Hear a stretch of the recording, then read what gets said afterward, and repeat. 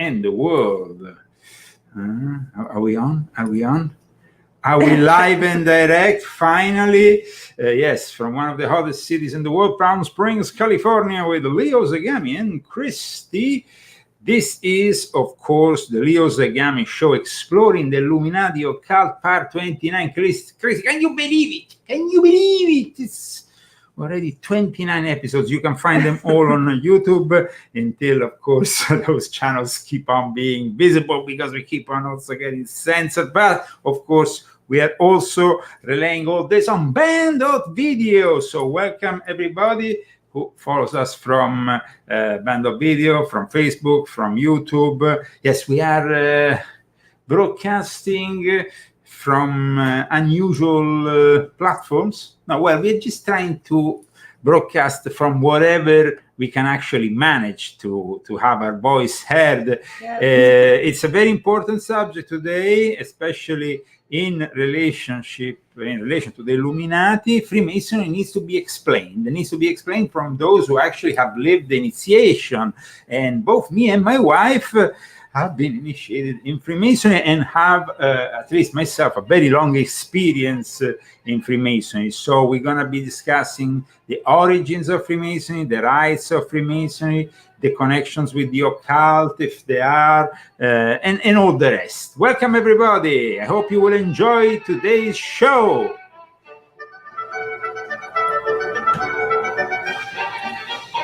Hi, everyone.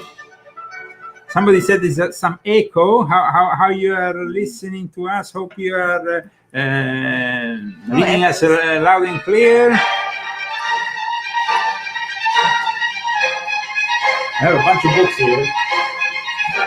Okay. This particular book was given to me when I was initiated in the United Grand Lodge of England a few years ago. The beginning of the 2000s. Here we are with the Constitution of the United Grand Lodge of England. And of course, this was my second initiation in Freemasonry, because I had already received one in so-called irregular Freemasonry. Today, we're going to have to explain also the difference between regular, irregular, and, well, there's a lot to talk about now, Christine. I'm irregular. Including, of course, also our own experiences, which will require also probably picking up Masonic paraphernalia from the bed. Are you asking me? From under the bed. Because you want me to get it? Yes. Right now? Yes. Okay. I think you should, Chrissy. Be right back. You know where they are? I guess it's important, so then people can have, also a visual of all we went through to get these things, which, by the way, represent, of course, a external physical. Christy, can you manage or you don't manage? Okay. Well, they're all like plasticky and stuff. Well, this is, for example. That's mine right there, isn't it? No, this is mine. This is my Master Mason degree in really? emulation. This is yours instead in the Memphis and Mizraim. Here we are. Purple and blue, cool. Yeah, here Memphis and Mizraim. That's why I got confused, because they're both like. And it's the apron, you put it on. The aprons, and of course, then you have, and then I have also my grandmaster apron, remember, which is actually quite simple. It's only with a red cross on top. But guys, I mean, let me put all this here. First of all, we have to thank all our sponsors. Sponsors, Christy, we thank Bruce, we thank Pina. And of course, we don't have that many sponsors this week. So if you want to help us out, you can do it with the GoFundMe, you can do it with Fundly, and you can do it with Cash App. You find all the links at leozagami.com and also in the description of our videos if you follow us from Facebook or YouTube. Welcome, everybody. I see you're still tuning in. Okay, so let's move further, because here we have a bunch of books behind me, and I wanted to really start addressing the reality of Freemasonry rather than the myth, you know, because there's a lot of conspiracy theories. There is, of course, also a lot of speculations on what Freemasonry really is without really knowing it. Freemasonry has done a lot of mistakes in the last couple of centuries, and that's why these days is an institution in decline and at the same time infiltrated by dark forces. So we are here to discuss today the reality of Freemasonry, starting from the moment in which Freemasonry became speculative.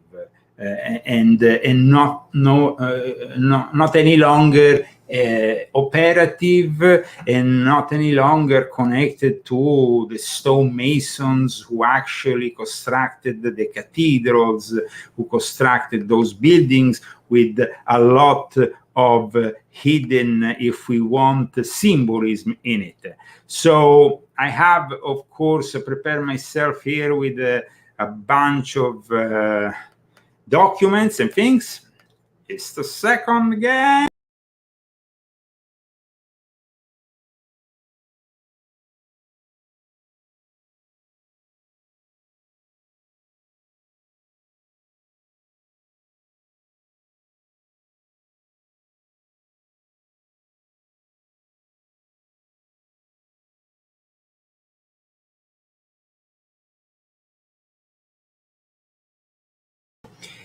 So we had just to sort out here a couple of technical problems. We are in a situation here of increased heat, so we're working with all these ventilators to keep the computers from not running hot, and probably just at that point creating some really serious problems. So now we seem to have everything under control here with our two computers, and we are moving on, of course, with the subject of today. Freemasonry, from something that was actually a teaching within the guilds, the guilds of stonemasons who constructed also the cathedrals, but stonemasonry goes back since the times of ancient Rome, of course, ancient Rome, and not only in the Western tradition. However, regarding Freemasonry, Freemasonry is a depository of many mystery school traditions. That's the truth about it all. Mm-hmm. So what happens here is this. Freemasonry starts from a Christian background, but within 100 years, more or less, from its foundation, it starts to get infiltrated by these occult forces that started to promote especially Gnosticism. So that is a very important subject, which I will also discuss in detail in my new book, which will be coming out soon, Volume 9. In the meantime, though, I wanted to explain why Freemasonry was born maybe with good intentions and ended up not at the end failing its original intentions. I mean, when you have a guy like George Washington as a Freemason, mm-hmm. it's obvious that, the very foundations of this country rely on Freemasonry. So people often get confused because maybe their father, their grandfather, they were good people and they were also Freemasons. Mm-hmm. Because in the end, Freemasonry is being ruined by a minority. But unfortunately, the tolerance that Freemasonry has showed, especially after the Age of Enlightenment took off, was too much tolerance. Yeah. In the sense that we made a show last week based on the concept of the egregore. And the concept of the egregore, of course, is a concept that Freemasons know very well about. And if you bring in a lodge somebody who practices the occult, somebody who practices Satanism, and you tolerate him, he will pollute the whole energy of the lodge. So it's very important that Freemasons who are also watching us today understand that. You don't need to do any dark rituals in a lodge. There is no dark rituals in the lodges of Freemasonry. For those who actually are following me here and who finally want to know the truth, there is no dark rituals, neither in the first 3 degrees, neither in any of the rites of Freemasonry that I ever witnessed, if not those really deviant Memphis and Mizraim, super irregular, filled with occult lore that has not really, it's not really pertinent to Freemasonry, but it's there in those rites who have been deviated by their own members, of course, thanks to the Illuminati always. So, and this happens very rarely, but in reality, in the temples of Freemasonry, until they started to tolerate things like the OTO, who rents the temples of Freemasonry in America and starts doing those masses,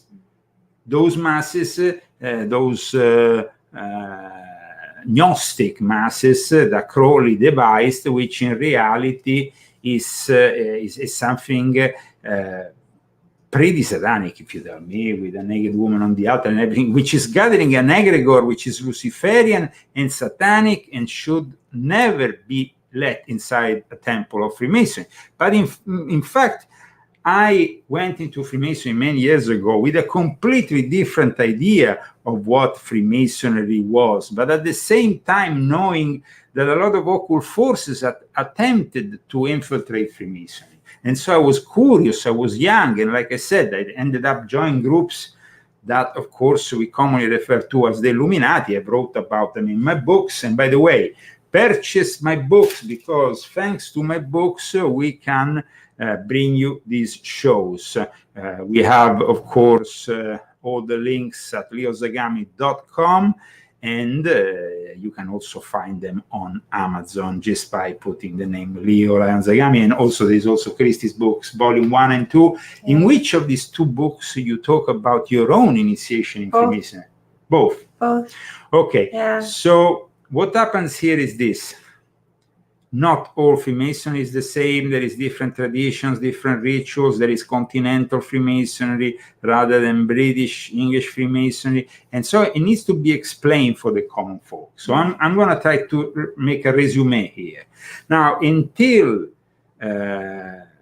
they gathered for the first Grand Lodge, the Freemasons basically, they never had one central Grand Lodge of Freemasonry. They always divided themselves in separate lodges. Then in 1717,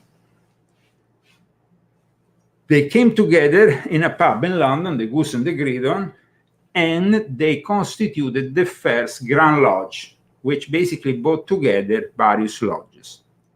At that point, Freemasonry wasn't really bad. In fact, it was quite Christian. And the guy who ended up writing the constitutions was actually a priest, a Reverend Anderson.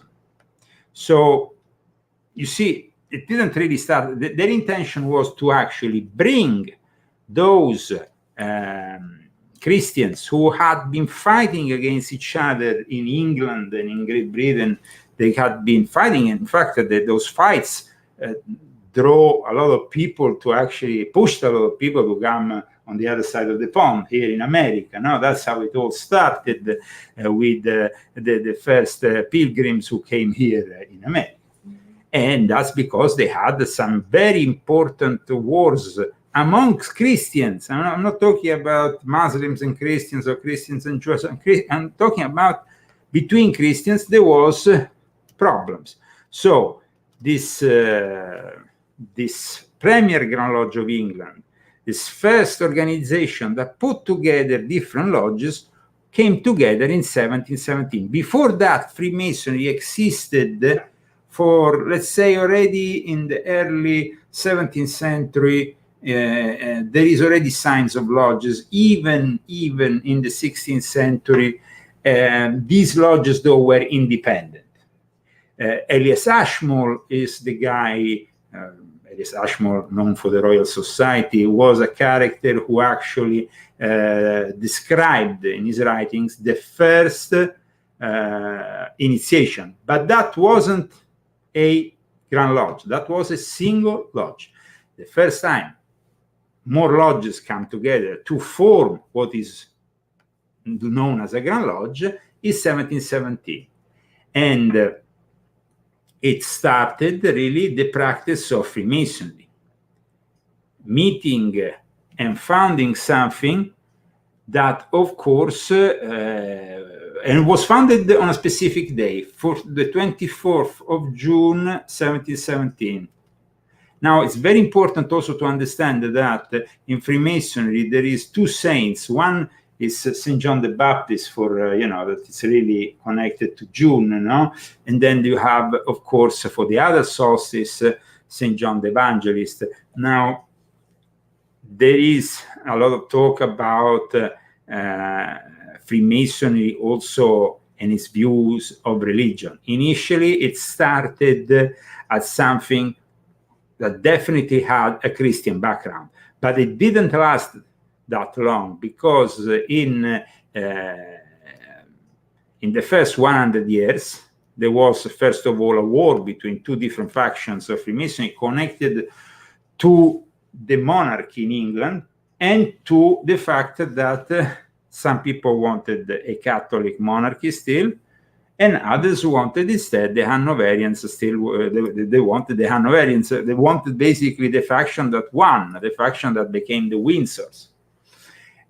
The other faction, of course, wanted to bring back in England, after the Tudors and all the rest, this breaking with Rome, to bring back the Catholic Church, next to the king. The king in England is known because he's also the head of the church, the Anglican Church. So the fact that Freemasonry was able, though, to act transversally in a way to bring together all these different Christian factions and to basically make them loyal to an ideal was something that the British royal family immediately liked. That's why, even if it's said to be born by the guilds of, the many guilds, the tradesmen and all that, Freemasonry then has a link also with the British royal family. And to this day, the Duke of Kent is the Grand Master of the United Lodge of England, and at the same time, you have his cousin, who is the Grand Master of the Mark Masons. Mark Masons are one of those rights that you take after the third degree. So you have basically to be very, because it's not easy for me to resume everything in a very short time, but I want to attempt it. We have to think about Freemasonry first 3 degrees as an elementary school, whereby later on, when you are instead taking on a rite, you are taking on like a different kind of topic at college. You are so this is I guess the comparison which I can give you. You are invited to the rites of Freemasonry, obviously only after you have become a Master Mason. So the Master Mason is basically a universal figure in Freemasonry that then can accede to the various rites. Having said that, in British Freemasonry, it was the completion of the third degree was actually the Royal Arch until not so long ago. And then they separated the two things, creating basically for the Royal Arch a situation which is kind of similar to the rites, even if it's still part of the main building and also the control of the Duke of Kent. So it's a little bit complicated for those who are not Masons, because they always hear in America here talking about the ancient and accepted Scottish Rite, which is the most practiced rite here in the United States. And then you have the York Rite of Freemasonry, which is actually with its own Royal Arch, the first form of first right that in some way was inaugurated here in the United States before even the Scottish Rite. Having said that, the father founders were also living before the 1790s, when the first Royal Art chapter was opened here in America, or later on with the Charleston Mother Council for the whole thing of the ancient and accepted Scottish Rite, and then moved to Washington, D.C. They were, people like Washington and all these others, Benjamin Franklin, they were relying on a series of rites that were present at the time in Europe. And in particular, there was a difference because the continental Freemasonry at that time was particularly connected to a rite called the strict temple observance, but the most important obedience was definitely the Grand Orient of France. The Grand Orient of France will stay within the realms of so-called regular Freemasonry until the 1870s. From the 1870s, they will stop believing in God, and that has created a big, big problem. Yeah. So, and of course, a big, big problem, because then they initiated those Russian people who gave birth later on to the Russian Revolution. And so there is... But at the same time, the Russian Revolution was pushing was pushing the Grand Orient Freemasonry, and was pushing things that, while instead in Russia, the prevalent Freemasonry among the aristocrats was basically a form of the Templar strict Templar observance that became later on the Swedish Rite. Now, for those who are of course, following us today, is very complex, this word. So the first 3 degrees we said are the same for everybody. But having said that, it's not really the same, in the sense that various rites had actually devised their own 3 degrees. However, because of the recognition between the orders and the various rites that are practiced, the first 3 degrees and the rituals that are practiced are decided by the specific Grand Lodge, and are more or less always a kind of like, especially within Freemasonry, which is connected with the United Grand Lodge of England, and so all the so-called regular network is very much the result of the so-called emulation rite, which came together when in 1815 the ancient and because at the beginning, Freemasonry, there were 2 factions fighting. We said those ones, the Hanoverians, the Jacobites, and they were like fighting against each other. And then, of course, these were the early days of Freemasonry. So they also tried to change slightly the modes of recognition of the ritual to just be kind of original. And when you give a handshake in a certain way, they will know if you were from the right form of Freemasonry. So it's all very confusing. But at one point, they even kind of reversed the first and the second degree recognition. So basically, it became very difficult. And still to this day, there is a big difference between continental Freemasonry, which is now liberal Freemasonry connected to the Grand Orients of France, mostly, and British English Freemasonry connected to the United Grand Lodge of England. Now, as you can see, it doesn't seem there's anything malevolent here. But unfortunately, things started from the moment the Illuminati they were founded in 1776. In the decade in the 1780s, that was the decade of the great Masonic conferences.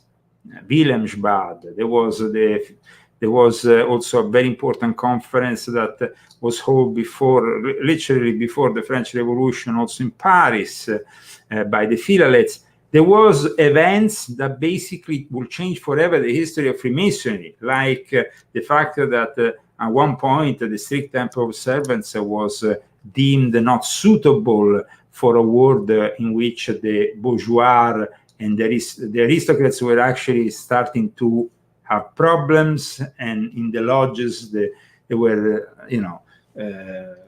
let's say that the Templar element was creating controversy because the origins of Freemasonry, and this, was still to be decided. And so they were asking, is Freemasonry descending from the Templars or from the guilds? Is it descending?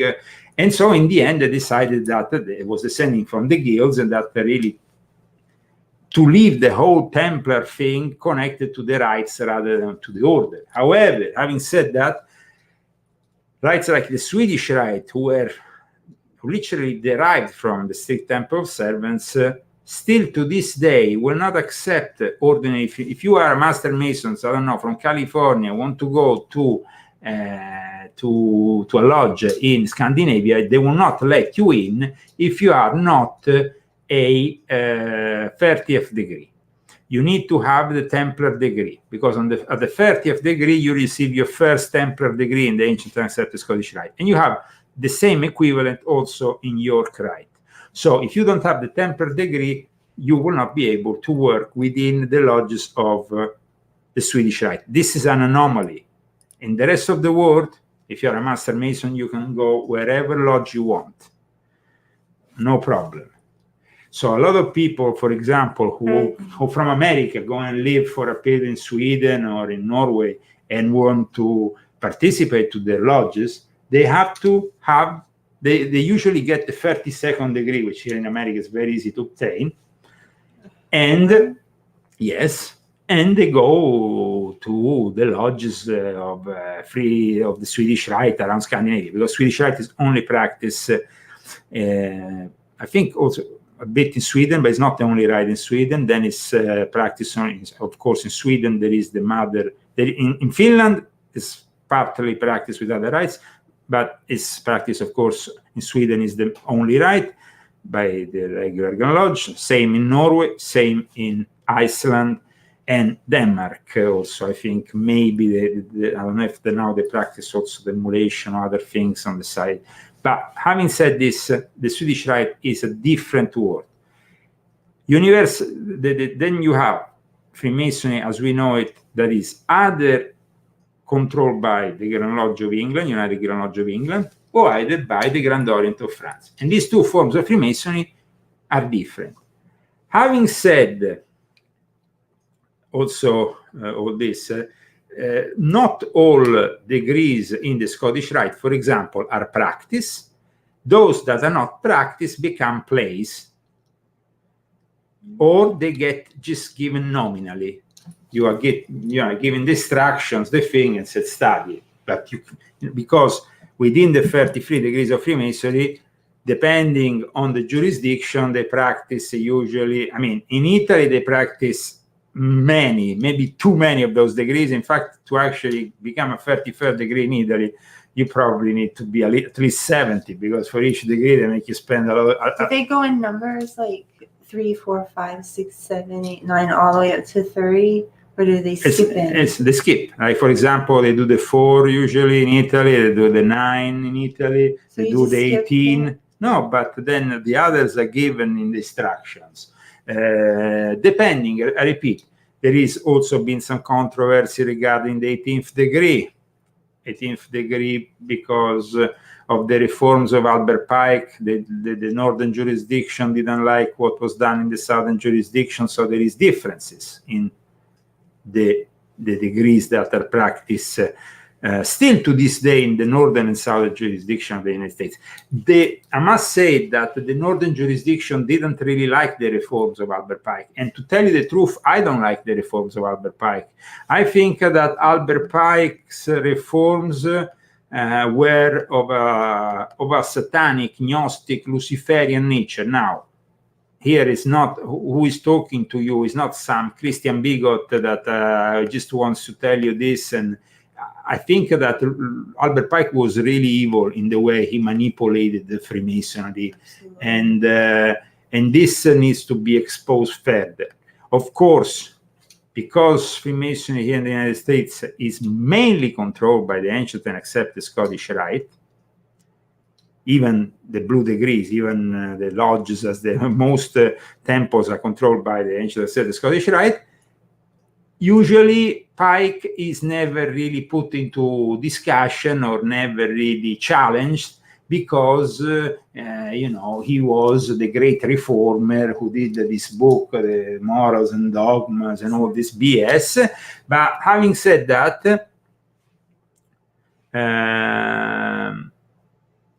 bloodline comes into play. For example, in Italy, I was given the 33rd degree when I was young, very young, simply because I was considered the prince of the Sacred Roman Empire by a family friend. And this happened, bestowing me like a knighthood. You get given the degree like you get given a knighthood in with the same kind of modality. And, you kneel down, you are in a chair, that kind of thing. But instead, when you go through the degrees, it's a very different thing. So I went back, of course, into the degrees of various rites to experience, as you know, and I was part of the CANALE Masonic Research Center.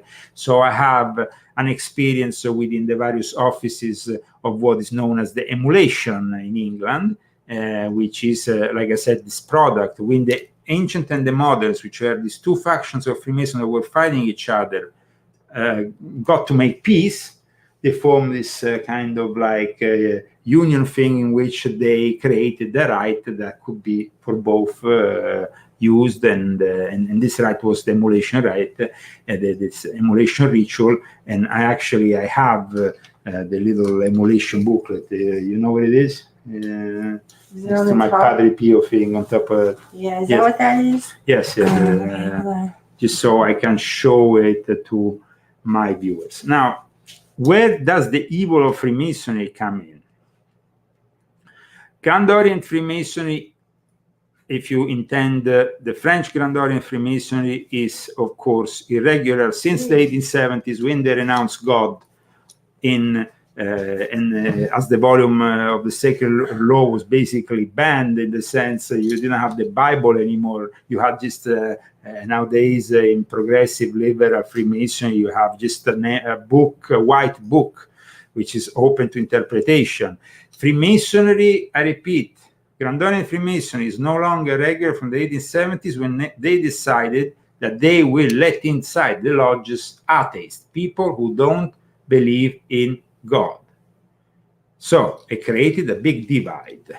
And then, of course, that was okay, because they created a divide, but then there was still, the United Lodge of England that supposedly was believing in God. Unfortunately, the United Lodge of England and its network in the last few decades have, like every other institution, capitulated to the woke ideology, to the leftist, to letting inside the lodges the whole thing, GB, whatever, the drag queen thing became something regular inside the United Lodge of England. A few years ago, they decided to let women who were men who were women inside the lodge. This created, of course, a lot of discontent amongst the more conservative factions of Freemasonry. But the Druid to Man is not regular Freemasonry, is connected to the Grand Orient, the Grand Lodge of France. It's a co-Masonry, though. It's not usually considered Masonry, but co-Masonry, because the Druid to Man became, was the kind of like theosophical spin-off of like this kind of intention of making women and men working in the same lodges, something that was not accepted by regular Masons. And of course, the Druid to Man is still in existence and is even practiced here in the United States, but is not considered regular by regular Freemasons. So what is regular Freemasonry? Regular Freemasonry is the belief in the Anderson constitutions, which of course also is a belief in God. And if you don't have the belief in God, then you are considered irregular. This happened with when the Grand Orient of France in the 1870s decided to do all this. Now we have a video here that shows the Grand Orient of France in the 1940s. It was a video that was made it was basically made at the time of the Nazi occupation of France, when in some way, they were exposing the occult forces of Freemasonry within, this exposing the occult forces of Freemasonry became a movie called Occult Forces, which is basically a very rare testimony of what the Freemasonry was and is in the Grand Orient of France. Now, the Grand Orient of France, I repeat, is not a regular Freemasonry because also they discuss politics. And that is not something that is absolutely not permitted. So the first thing that kind of made the Grand Orient of France irregular, and then of course the Grand Lodge de France and other obedience followed the Grand Orient of France later on. But what makes the Grand Orient of France irregular is not only the not believing God, but also permitting discussion of politics in their lodges, which created a lot of problems. Now, this film, Forces Occult, it's very interesting because it shows us also what was happening in those moments when you had the start of the war and a lot of politics in all this. And at the same time, though, this is basically something that the National Socialist Party, the Nazis, were in some way pushing. Let's check it out. L'expérience des forces du monde qui nous permet de pousser les peuples tantôt vers la vie, tantôt vers la mort, quand il le faut. La mort? Je croyais la maçonnerie attachée à la paix. À une certaine paix. Notre paix. Okay, so here, of course, with subtitles, you are viewing a film from the 1940s during the Nazi occupation of France. They wanted to expose the activities of the Grand Orient of France. So here we are, basically. This is actually inside the lodge moment, I think. Here, let me see if I can find it. The moment in which, of course, they are inside the lodge debating what was happening. Here we are. Mon frère, vous n'avez pas la parole. Peu m'importe, mais je tiens à dire qu'aucun motif réel de conflit ne peut être invoqué. So basically here you see you have really events that, of course, are also interpreted in the way favorable to the Nazis, who, of course, were the occupying forces. So this is, of course, Forces Occult, and it's usually here we have actually an initiation. Je jure et promets solennellement de ne jamais révéler aucun des mystères de la franc-maçonnerie qui vont m'être confiés. De ne jamais révéler aucun des mystères de la franc-maçonnerie qui vont m'être confiés. Quelle idée saugrenue t'en-arrière-t-il de se faire recevoir franc-maçon? Je lui ai déconseillé tant que j'ai pu, mais tu sais comme il est entêté. Elle va se trouver dans un milieu d'art. So it's of course from the 1940s, but it's actually viewed still to this day as a testimony of what Grand Orient Freemasonry is all about, because Grand Orient Freemasonry still to this day is involved in politics. We have seen, of course, the involvement of Emmanuel Macron recently, not so long ago, before he became president. And I showed that document in one of my books.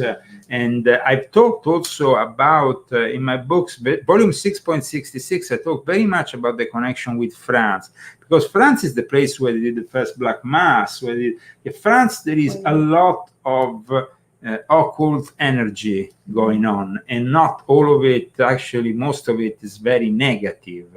Especially after they killed Jacques de Molay, the last Grand Master of the Knights Templars, there, of course, on the little island in in Paris, there on the Seine, and then of course this became the moment of the end of what had been a very important order for the Catholic Church.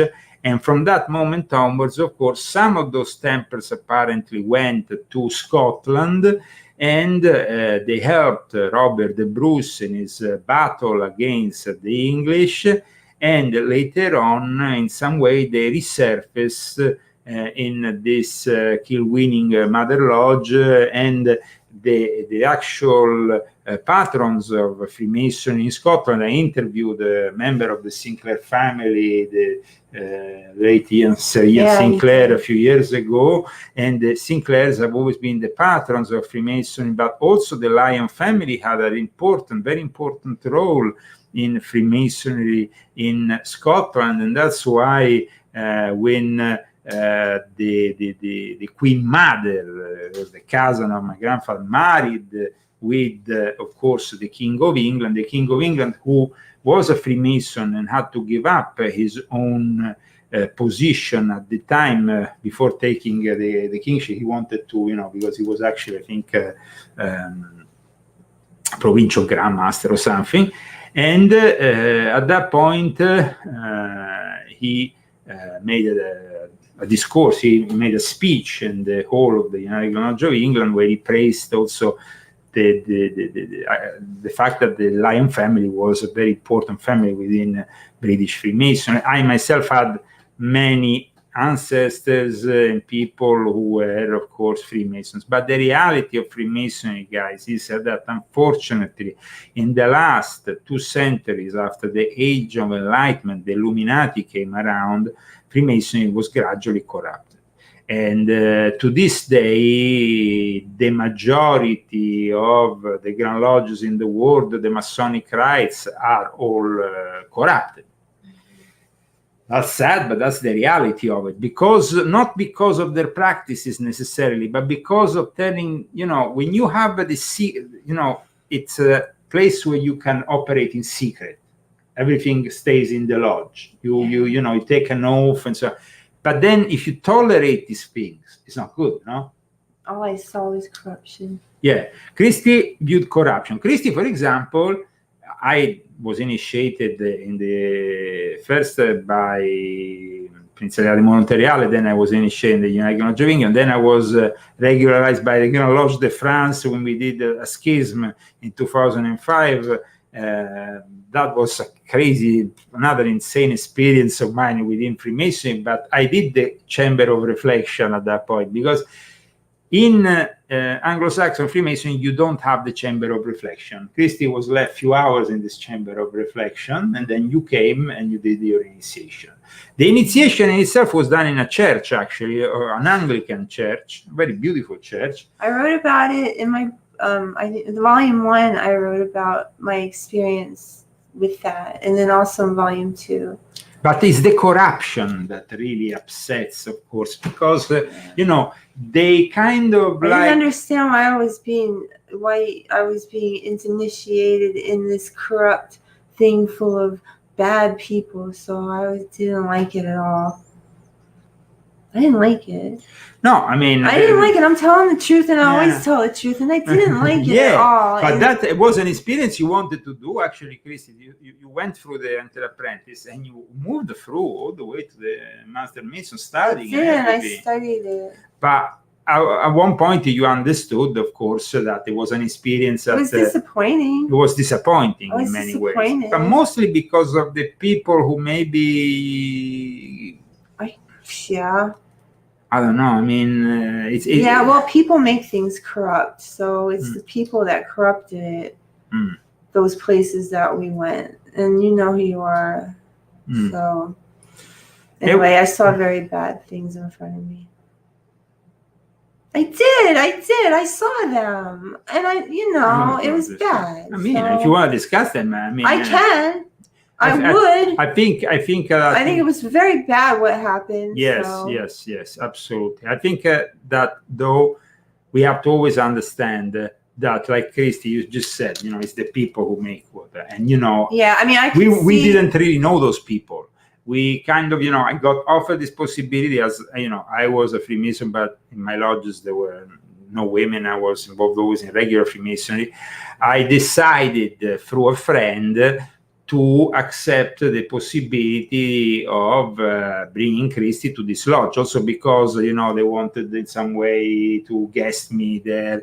But the problem is, you have to understand, Freemasonry was gradually infiltrated by this so-called Gnostic creed. There wasn't any blood. There was no blood or anything like that. It was just behaviors.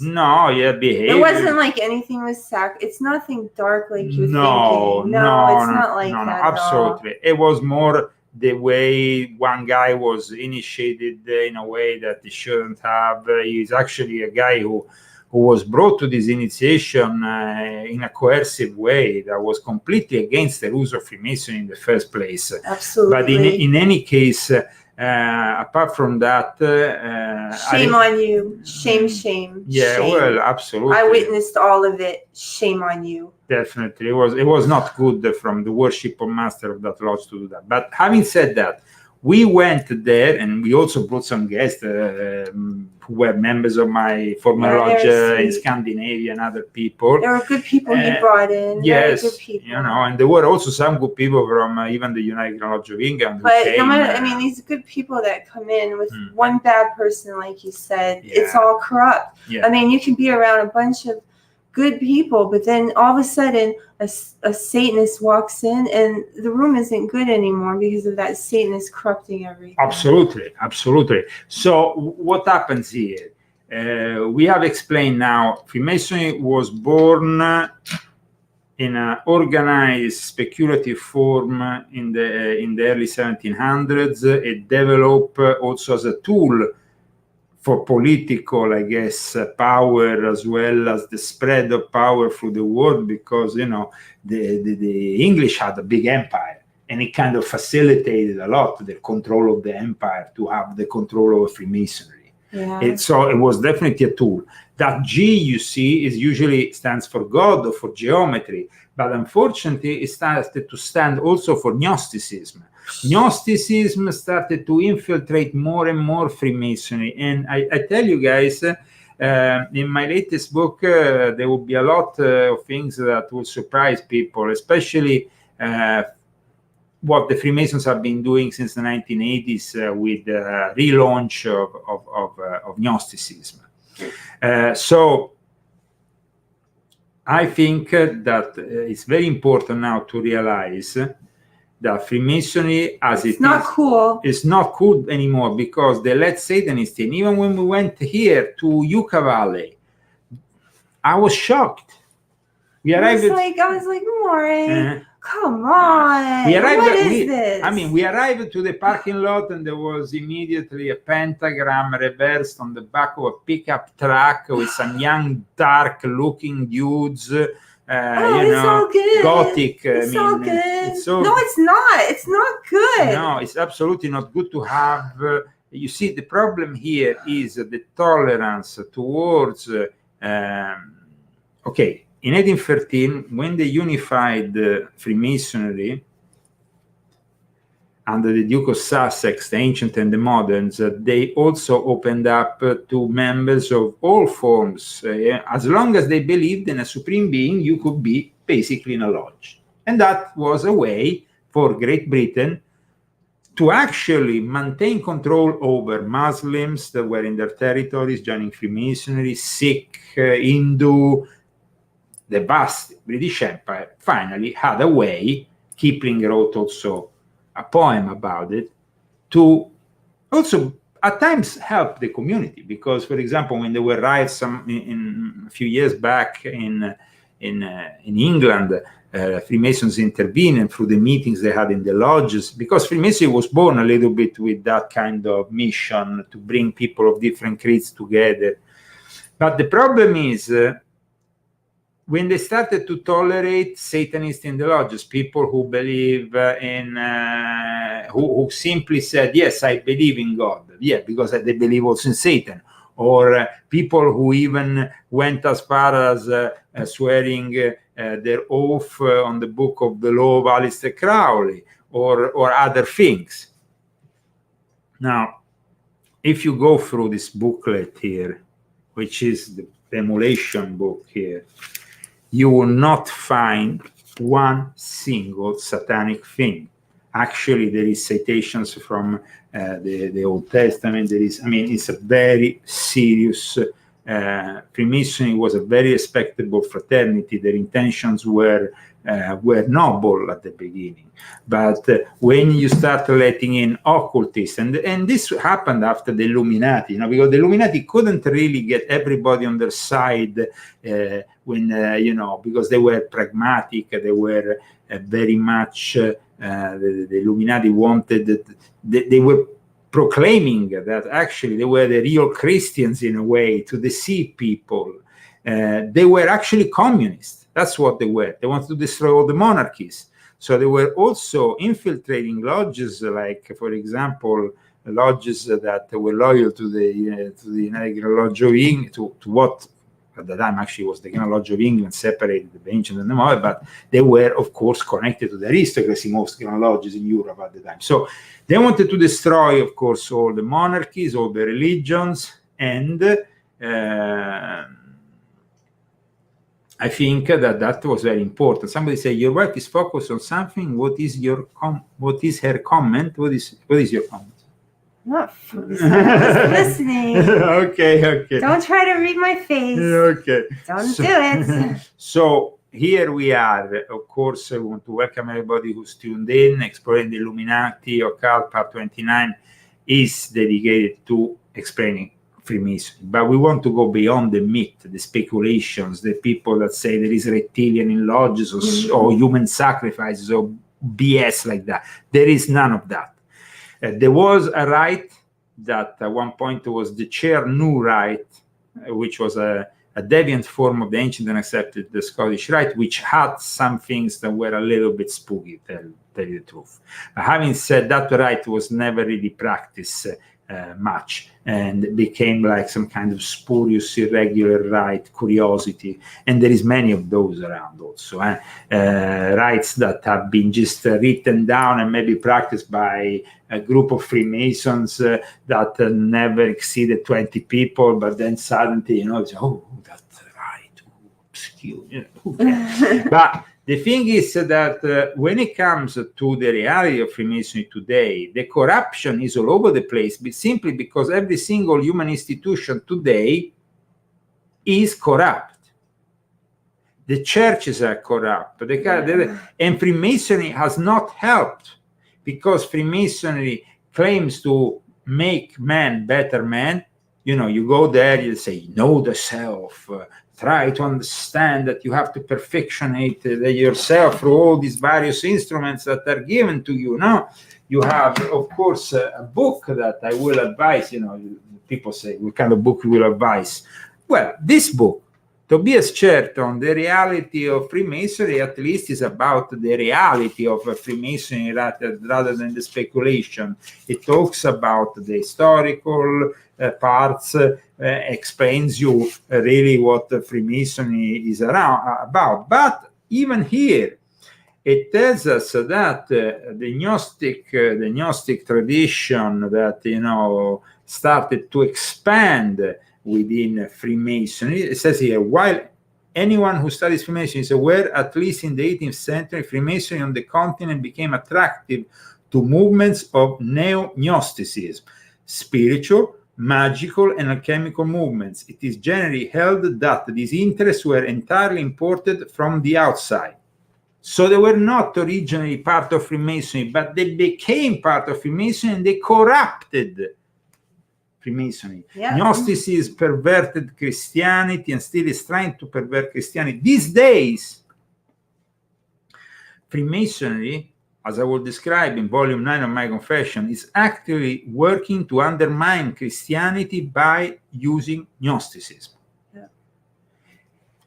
I want to make an example here. You know Gaia TV. Yeah. Now, recently, I met a producer from Gaia TV. And this guy, in fact, was a member of one of these irregular lodges connected to a guy who I actually had exposed in one of my books profusely, volume 3, and it's just, you know, I understand. It's like they want to control the new age narrative. It's either the Freemasons or the Jesuits. And at times, you, especially in South America, not here in the United States, because this is a Protestant country, Freemasonry has always been very much. But in South America, you will find Jesuits, or even in Italy at times, in particular kind of lodges, you will find Jesuits. You will find Jesuits, absolutely. And so that gives you an idea. The Jesuits were involved also in actually they worked on some of the rituals of the ancient and accepted Scottish Rite. So they actually actively participated.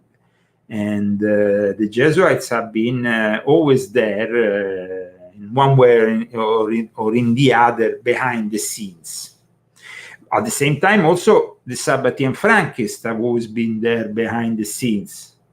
So there was this group called the Asian Brethren with the cousin of Jacob Frank who headed it and kind of helped us spreading the Sabbatean Frankist heresy within the whole Masonic world. And this is the reality here. Freemasonry was, and I think probably still is for some people, a respectable thing. Because there is a respectable Freemason, nice people. I met them. Freemason, yeah, sure. You met them too, so you can't say there is no nice people. I did. Absolutely, we met many nice people. I did. But unfortunately, the problem here is the corruption. And nobody has done anything to stop it. You see, when the P2 scandal erupted in the early 80s, the United Grand Lodge, the P2 scandal, for those who don't know about it, is a lodge in Italy, of course, was found out, was exposed as almost a shadow government within Italy, composed of all the heads of the secret services, of all the heads of everything, and it was basically, it was true. It was a shadow government that ruled Italy on behalf of the CIA and Operation Gladio. It was to fight communism, guys. So P2 was the main anti-communist lodge in Europe, orchestrating all the stay-behind groups there were. In fact, it even orchestrated the murder of Olof Palme in Sweden and stuff. So the P2 didn't operate only in Italy. It operated in Argentina, where there was a lot of connections with, of course, at the time, the dictatorship in Argentina, they were all members of the P2. In the end, we have a pope now who comes from Argentina. Yeah. And who is a Freemason and who is called Pope Francis. So we have had a series of popes who are Freemasons since the Second Vatican Council. They managed to infiltrate Freemasonry after the Second World War. But it wasn't the right form of Freemasonry that infiltrated the Vatican. It was the French liberal progressive Freemasonry of the Grand Orient de France, the Grand Lodge de France, and that's how it was. I was, as you know, a member of the Monte Carlo Lodge of the P2, so I was in it. Christy came with me to meetings. She saw these people. She met some of them pretty scary. Some of them were interesting. Some of them, I mean, Caldirola, all his court of... So... Funny people. Some people were funny. Some people were not really funny because actually they were assassins.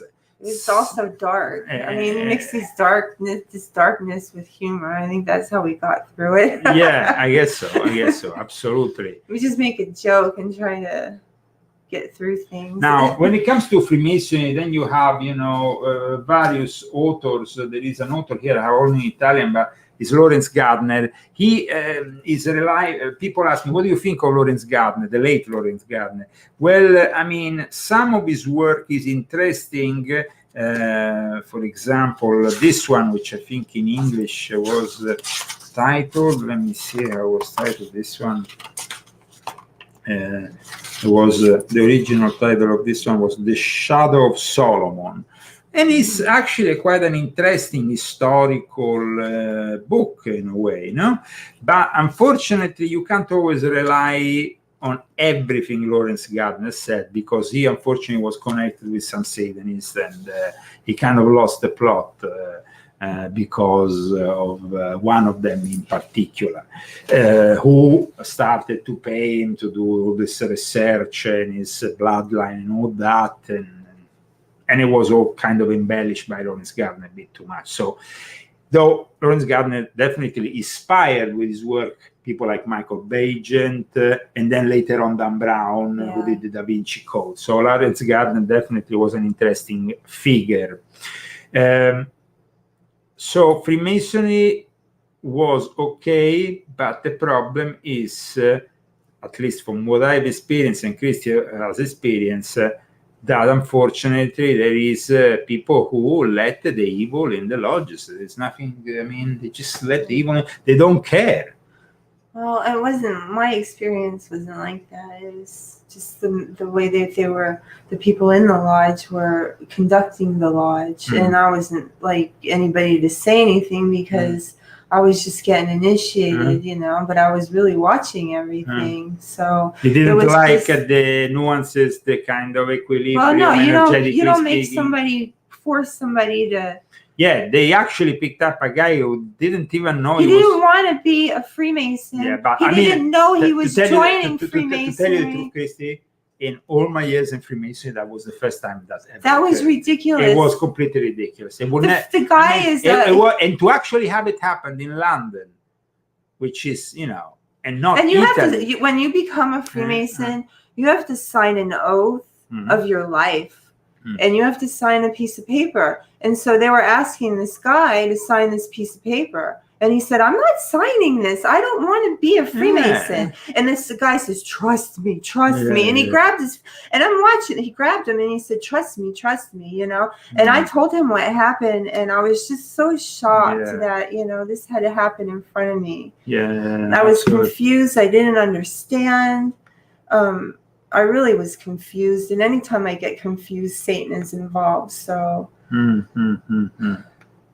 that's true. I'm of course showing still some pictures from Force Occult here, but it's like your experience reflected also the fact that I think the majority of today's Freemasons are liars and falsifiers, like this guy is saying now, and forgers. full of ego. Everything here is just a black comedy, says the guy. You know, and makes sense, absolutely. And I'm sorry to say that here in the United States, when I arrived here in 2019, I started to go around the lodges here to see if there was the possibility of finding people that were like-minded.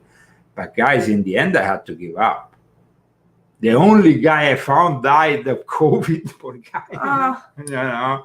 And he actually stood up for you. And he stood up. Really stood up. He stood up for me in front of all these. Because they were trying to, like these guys were trying to get him to get reinitiated. Yeah, you know? I said there's no sense. It was like, you're telling him to get reinitiated? Come on. Yeah, it was just. And so, you know, this guy simply for a question of, because, you know, in regular Freemasonry, I had the 33 degree. I can go in lodges all over the world within the irregular network, no problem. But for them, oh no, you had to be receiving the initiation again, even if I had received it regularly in the United Lodge of England. So I said, that's no point. If you are initiated, you should be initiated once in your life. You can't. Maybe they wanted you to take a saintly oath. I don't know. It was just ridiculous, man. It was just ridiculous. And then they had this 33-degree inspector guy who came here from who was responsible for the whole Palm Springs area, and he told me that, and I was like, this is a joke. And then there was, you know, of course, initially they were trying to make me go through some guy connected to the intelligence. Do you remember in Los Angeles? Yeah, he gave me some code word to enter the lodge, and then he said that the people in the lodge didn't want me because they were all leftist and stuff. Guys, forget about it. I mean, here in California, there is a worshipful, a Grand Master of all Freemasons, former Grand Master of all the California Freemasons, who actually spoke openly against Donald J. Trump. That's it, man. For me, that's the end. I mean, come on, that was just. But the fact that Milo Duquette and other people were permitted to give their oath when they joined Freemasonry here in California on the Book of the Law, and it was the first time in the world that happened. The Book of the Law, Alistair Crowley, is not the Bible, but it's not even a text that in any way should be let inside the lodge of Freemasonry if that lodge really had some sense. Freemasonry is finished. But of course, there is still people, even here in the chat, that maybe in some place like Arizona, maybe still have some little... I bet there's some people that still have some places that have good lodges, I'm sure. But the problem is there's too many of the other ones. It's like... The lodges are infiltrated. In New York, they told me they used the temple for the Aleister Crowley Mass, one of the main temples of Freemason of the Grand Lodge of New York. Lets their temple used by these people. The same happens all over the place here in California. And then you have a bunch of Crowellites also infiltrating Texas Freemasonry left, right, and center, which made the Supreme Council of Texas quite weak in that sense. And it's just like, I mean, their egregore is polluted. Yeah, pretty much. And if you want to know what is an egregore, go to last week's episode. But of course, let's continue. So here we have a system in which, you become, you are invited, you have to ask one to be one. That's the motto, no? And usually then you get 3 people to propose you in a lodge. Your proposers, I don't know if here I have still my old... Let's see, okay, I bought some documents here. I wanted to show you the public. Actually, this is me and Sir Ian Sinclair. We were at the headquarters of Italian Grand Orient, which is a regular obedience, by the way. It's not like the French Grand Orient. It doesn't have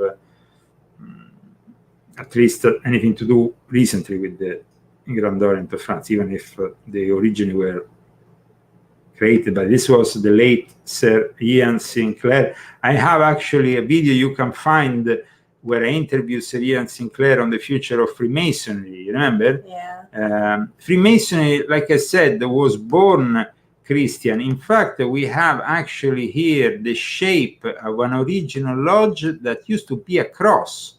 Here, this is very rare Masonic documents that we want to show our viewers from the archives of Freemasonry. The first lodges were actually shaped in the form of the cross.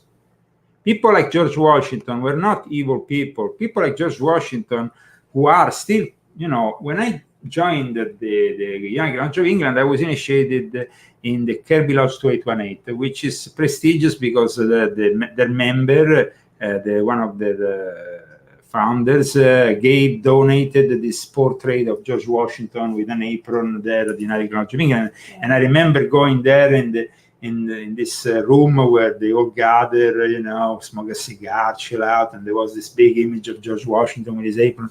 And sincerely, for me, it was a positive thing. But then I wanted to understand, how can Freemasonry, who has despite people like George Washington, become what is now? And then I could only learn that by joining Freemasonry, studying Freemasonry. For many years, I was a member of an elite group called the Canterbury Masonic Research Center, which was directed by the former Deputy Grand Master of the United Lodge of England, the Marquis of Northampton.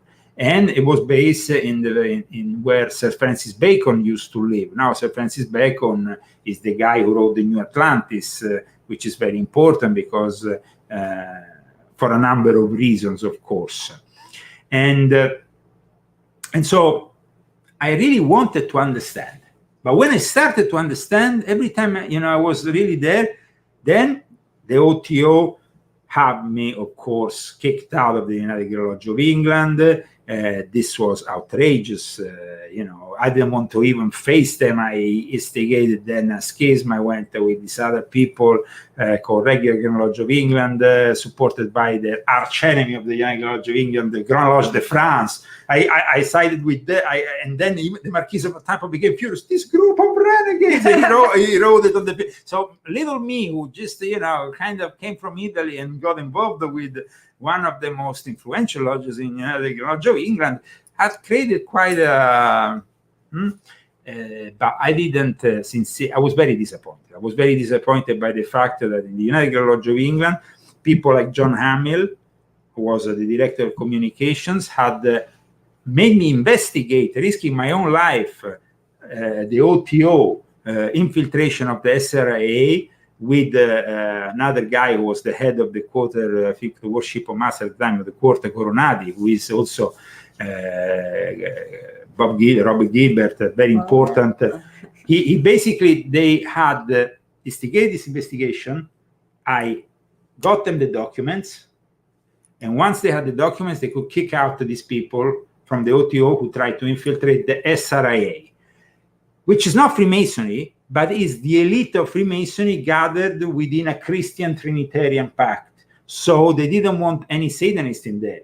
So I got them exposed, but then they somehow got me kicked out of the United Lodge of England, because then they wanted to bring me in front of Masonic Tribunal. And I tell you the truth, I could have actually won that Masonic Tribunal. I couldn't be bothered. I found it insulting. I found what they were doing was completely insulting towards me, towards my family, my lineage, everything. I said, screw them.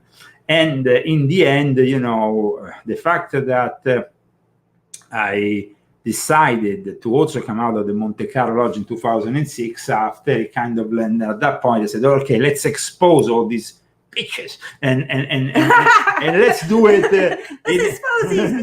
with Confessions of an Illuminati, which became a blog in the fall of 2006, and that was how it started. And you had been, doing these battles with them before that. But there was a long story, of course. So I then went back to Italy, lived in Italy with you, tried to reawake a form of Christian Freemasonry, to bring all these non-Christians and occult and stuff to a standpoint, or to at least give up their position. And it was actually kind of it was interesting. It was an experience. I did it, but I didn't turn out to be successful in it. But definitely, I got to become. I brought on my side some of the most influential Freemasons in Italy. So, and there were people who had also worked with Licio Gelli and stuff. I can show you the pics, because, otherwise people will say, Liz Zagami is talking rubbish. No, Liz Zagami is not talking rubbish. This is basically on the left. You look like a pirate. Well, I was as the Grand Master of the Strict Temple of Servants, we have an old kind of 18th century kind of look with that hat. I was making fun of it. Yes, and we have here the head of the Supreme Council of the 33 Degree,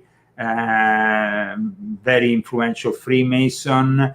Then we have the other guy, Domenico Macri, who used to be basically the standard, the bearer of the flag of the Grand Orient of Italy, and the standard bearer. But then also he was the grand ceremony. He was the master of ceremonies of the Italian Grand Orient. This guy, Domenico Macri. In fact, you can see it if you're a Freemason. The symbols. So I definitely brought on my side some of the most influential Freemasons. Because in my lodges, I will allow only Christians. I had reawakened this rite that was no longer practiced in Italy for over 200 years, since the Napoleonic troops arrived. So it was really and of course, I worked with the guy, the heir of Licio Gelli here, which is General Savoio. I went to Romania there. Here I can show you the photos. Because, you know, people then like to say, Leo Zagami is talking rubbish, this and that. But I think that in my books, I show... They can't say that. This is the testimony with the signing there of Licio Gelli and the thing. No, but of course, they can't say that any longer, but they used to. When I started initially, was they said a lot of stuff. And they were really mean and mean people. Very mean. Really. You know. Here I can show. Here, this is me with Savoio, of course. Here with Savoio, and then we have actually me and I think I have one of me and Savoio, me talking at the Grand Lodge of Romania somewhere. Maybe I can, yes. This is Leo Zagami talking at the Grand Lodge of Romania in Bucharest. Come and check this out, guys, what I found for you. And don't tell me that I don't treat you well with my exposure work. Here we are. Welcome everybody to the Leo Zagami Show with Leo and Christy Zagami.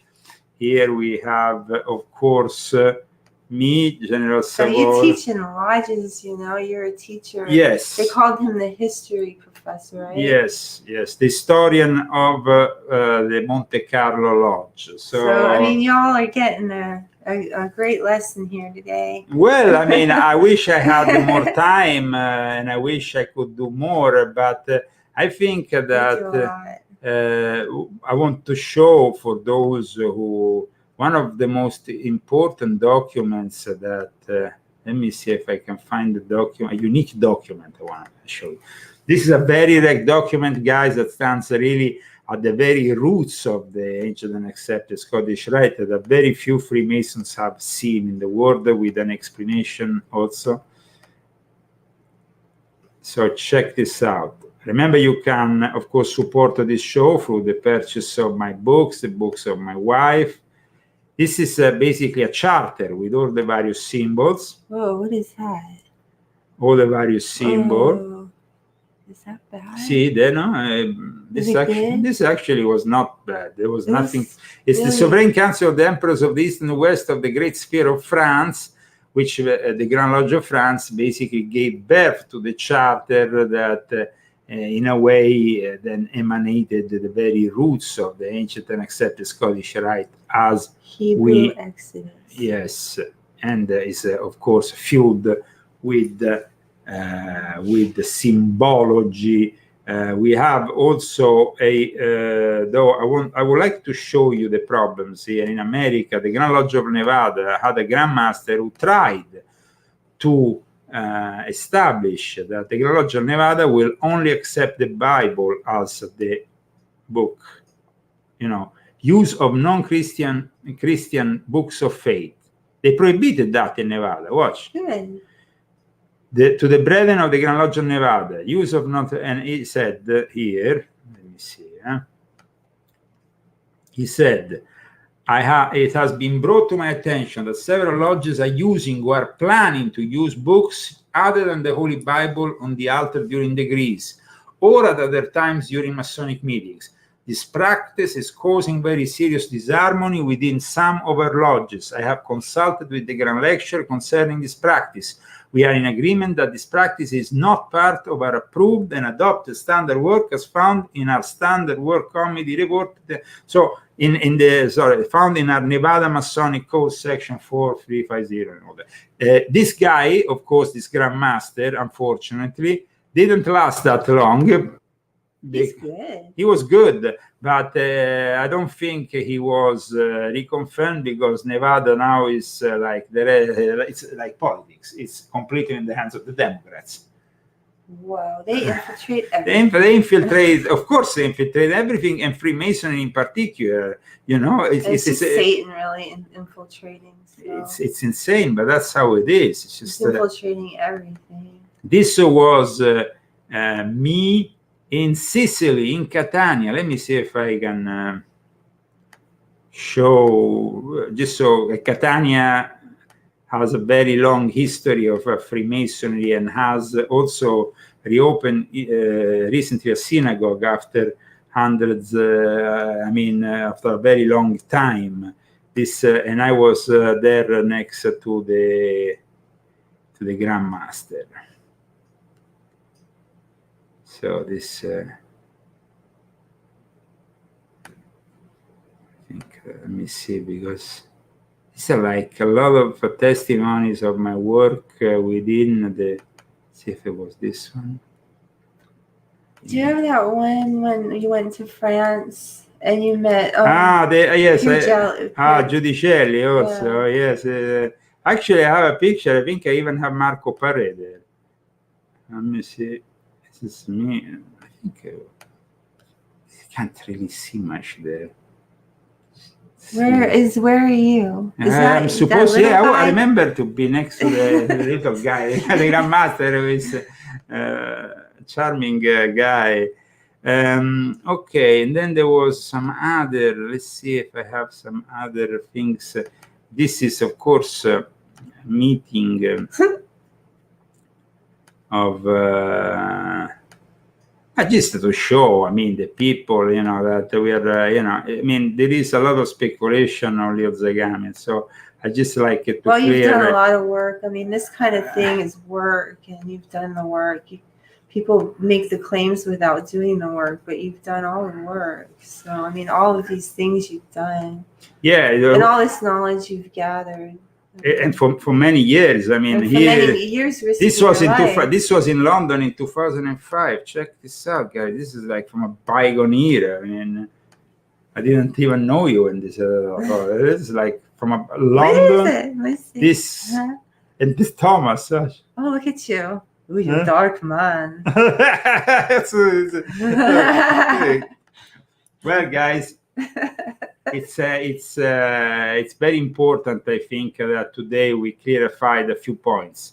You look more beautiful now. I think this is what you mean. This was at the headquarters of the Grand Loge Nationale de France in Marseille.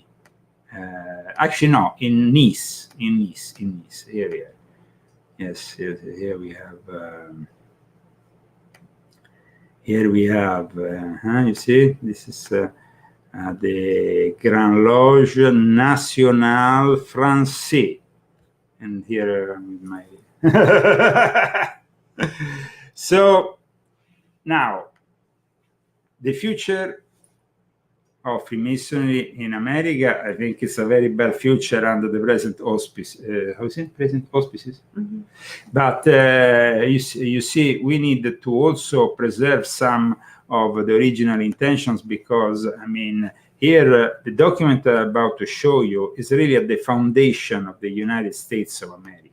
Mm-hmm. Without it, there will not be any United States of America. So the document that I'm about to show you, it's very important. Hopefully I find it because here I have so many documents that at times I get really to. No, it was the document that I wanted to show the involvement in the first Boston Tea Party of Freemasonry. And I had this document somewhere, but I think that I must have probably left it somewhere, which is not good. But yes, this was something I wanted to find, Christy, because I think it's important. In the meantime, of course, I can show you also this image, which is very important, which symbolizes the two Saint John the Evangelist and Saint John the Baptist that characterize the winter solstice and the summer solstice of Freemasonry. Saint John the Baptist and Saint John the Evangelist, this is very important also, their role within Freemasonry. Freemasonry was, of course, fundamental in the Boston Tea Party organization, in the organizing the Boston Tea Party, and was fundamental in the the organization of the American Revolution. So I think that something positive out of Freemasonry, something positive has come out of Freemasonry. So I can't be condemning the whole of Freemasonry. It will not be correct. But unfortunately, the present state of this institution is no longer what it used to be. So I think that today we have analyzed in this trying to explain what Freemasonry is, that your grandfather, your great-grandfather, your ancestor was a Freemason. They might have been good people. But if you stand, if you stand if you are like supporting what Freemasonry is today, well, then you might be deceived most of the time. So it's very difficult to support the present state of Freemasonry, which is led by people who are trying to either make money or either manipulate people. They are also participating to the construction of a one-world religion. They are basically collaborating with the Vatican, and they are collaborating with the Jesuits.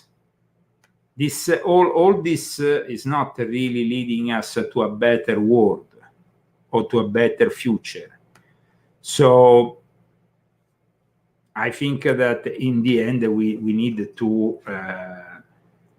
say that it might have started with good intentions, but today is no longer what it used to be. Mm-hmm.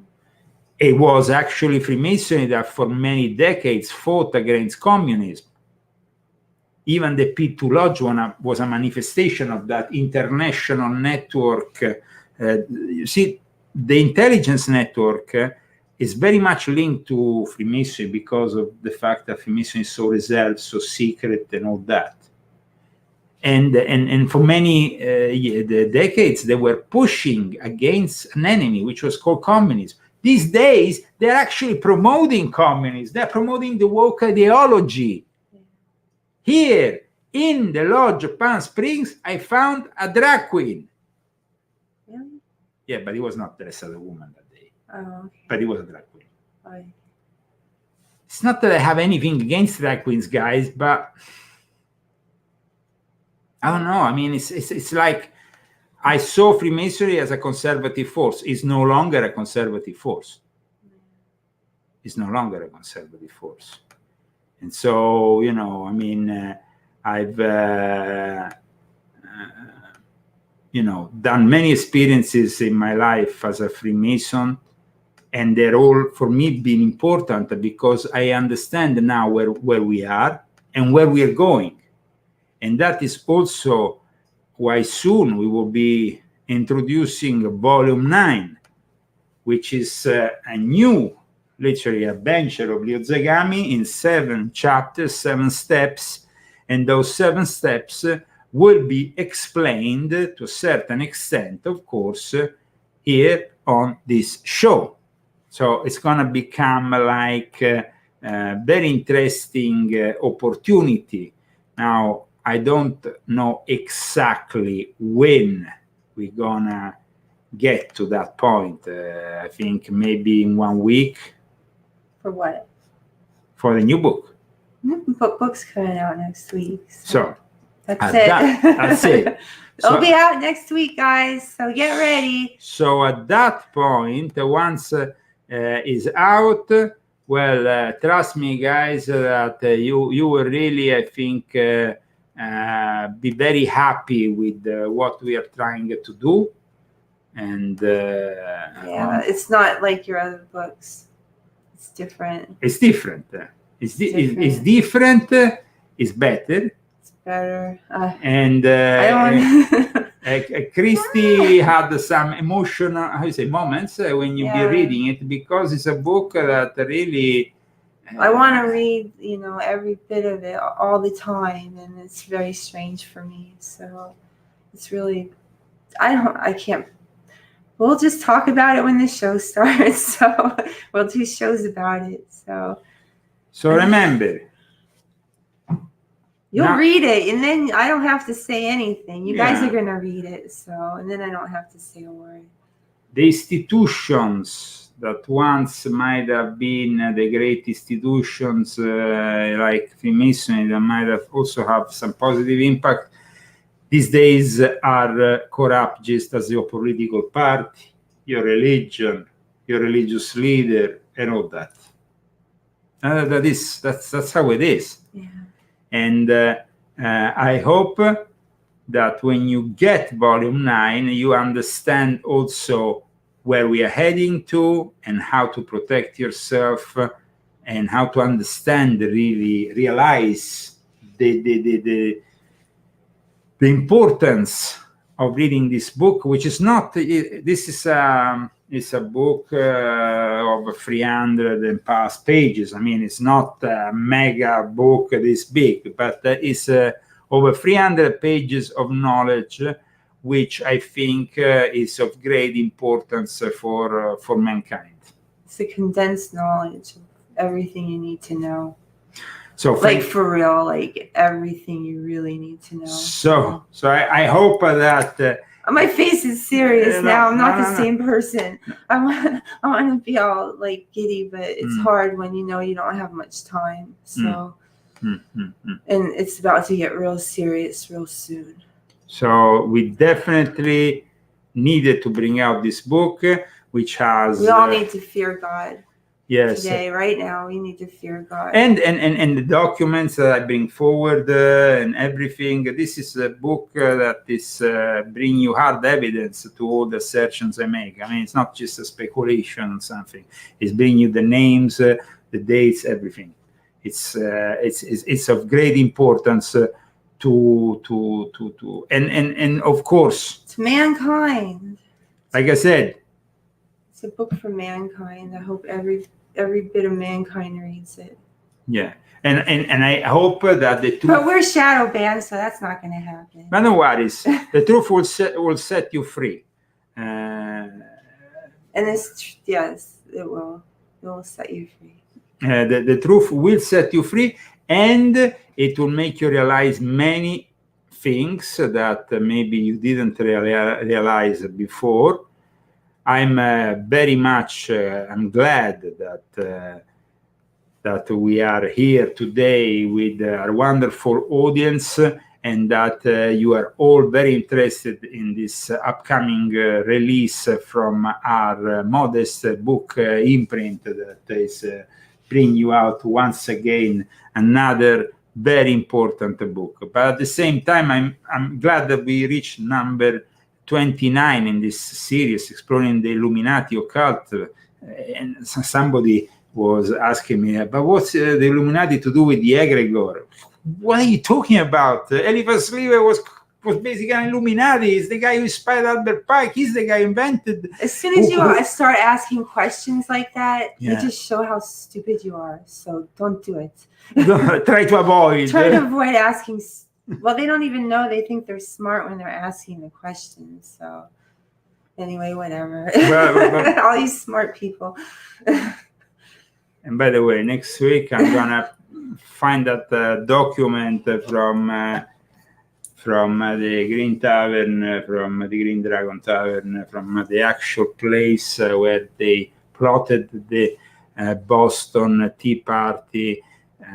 And those Masons, of course, helped the beginning of the most incredible revolution that will then finally bring us in 1776 the foundation of this great United States of America. And I'm glad that you all tuned in today for this important episode. Thanks also to all the Freemasons who have tuned in, because regardless of your degree, of your position, or the rest, Masonic education is always Masonic education. And we have to be also very coherent about the fact that Freemasonry has failed during the pandemic, has failed his role, has failed nowadays. It's not standing with the, how you say, the right part of history. Yeah. And you want to stand with the right part of history, especially in 2023. So maybe some Freemasons should start thinking about associating with occultists, Satanists, and the likes, because all these things that are symbols, these aprons, these medals that you wear, these collars, all these things that you wear on you, in the end are aesthetics, but you have to also have a pure heart in front of God. Yeah. And that's the most important thing. That's why, you start with an apron which is completely white, pure, and then you arrive to the 33rd degree, which is another white apron, or in the case of other systems like the Swedish Rite that have this kind of degree for the Grandmaster, this like the strict temple observance, and it's white. But then, of course, that's the Red Cross of the Knights Templars. Thank you so much, but I don't want to see this. What is that? Oh, that's a snake. Why? Why That's the snake? Satan. That's Why the Satan. snake? Why the snake, guys? Brothers, why the snake? It used to be, they used to actually connect with this, and then after they connected with the snake, that snake, as you said, is Satan. So the Freemasons have lost the plot. Thank you so much. Hi, everyone. Is Rambo coming? No, he's sleeping. He's sleeping today? Yeah. Okay, that's good. We have been blocked on the other channel, Lesule, for those who followed us on Lesule. They say you did cyberbullying. No, How do you cyberbullying? no, they said something else, medical disinformation. I mean, they say all kinds of things. Let's just, something. There was always something with YouTube. But this video is going to reach a lot of people all over the world, on Facebook, on YouTube, and also on Band of Videos. So in the next few days, I'm sure people will appreciate what we try to do today. And if you have any questions, please forward them at ordoilluminatorum@gmail.com. And if you want to support us, guys, we have, of course, GoFundMe here. Let's put it on the screen. Hi, everyone. Have a good week. Support us with a donation or with the purchase of a book. See you next week. Next week, we'll have the book. Hopefully. We will. Well, we might I not never really say have. hopefully. No, it At least might. might have a Kindle. Yeah.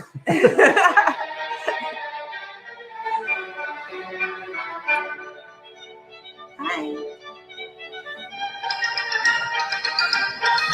And from Palm Springs, California, that's all, and a little bit more.